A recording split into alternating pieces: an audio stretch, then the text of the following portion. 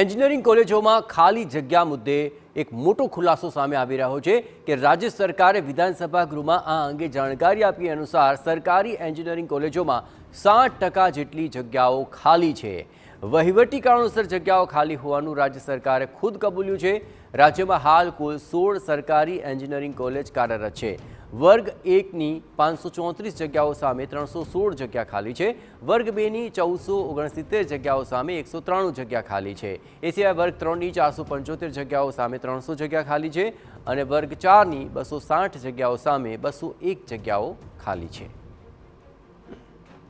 તો આ સમગ્ર મામલે વહીવટી કારણ આગળ ધરવામાં આવ્યું છે અને વર્ગ 1 થી લઈને વર્ગ 4 સુધી કેટલી જગ્યાઓ ખાલી છે તેની આંકડાકીય માહિતી પણ જાહેર કરવામાં આવી અને ખુદ વિધાનસભાની અંદર રાજ્ય સરકારે આ જગ્યાઓ ખાલી હોવાની કબૂલાત કરી છે। એટલે કે સરકારી એન્જિનિયરિંગ કોલેજો જે 16 જેટલી કોલેજો કાર્યરત છે તેમાં 60% જેટલી જે જગ્યાઓ છે તે ખાલી હોવાની કબૂલાત તેમણે કહી છે અને તેના માટે વહીવટી કારણો આગળ ધર્યા છે અને આ કારણોસર જ આ જગ્યા અત્યાર સુધી ખાલી હોવાનો ખુલાસો પણ થયો છે। વધુ વિગતે વાત કરવા જોડાઈ રહ્યા છે ટીવી9 સંવાદદાતા રોનક વર્મા। રોનક, આખરે આ વહીવટી કારણ આગળ ધરવામાં આવ્યું છે, પરંતુ કેટલી જગ્યાઓ ખાલી છે તેનો ખુલાસો તો થઈ ગયો, પણ આગામી દિવસોમાં શું આ જગ્યાઓ ભરવામાં આવશે તેને લઈને કોઈ માહિતી?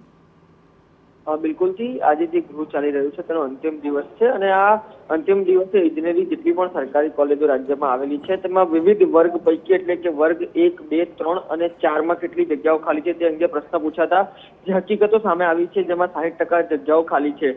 રાજ્યમાં વર્ગ 1ની કુલ વાત કરીએ તો 534 મંજૂર મહેકમ છે, તેની સામે 316 જગ્યાઓ ખાલી છે।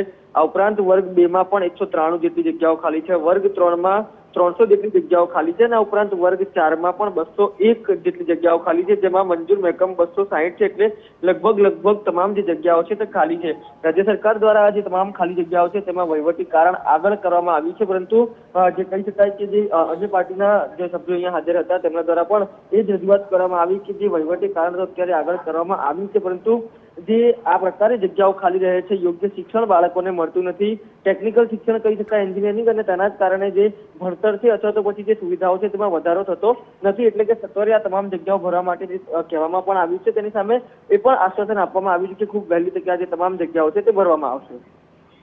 આભાર રોનક, તમામ ગતિવિધિઓ પર આપ નજર રાખતા રહેજો। તો 60% જેટલી જગ્યાઓ ખાલી છે અને વહીવટી કારણ આગળ ધરી દેવાયું છે, પરંતુ સરકારે ખુદ આ મામલે આંકડાકીય બાબતો રજૂ કરીને ખુલાસો અને કબૂલાત કરી છે કે સરકારી એન્જિનિયરિંગ કોલેજોમાં જગ્યાઓ મોટા પ્રમાણમાં ખાલી છે।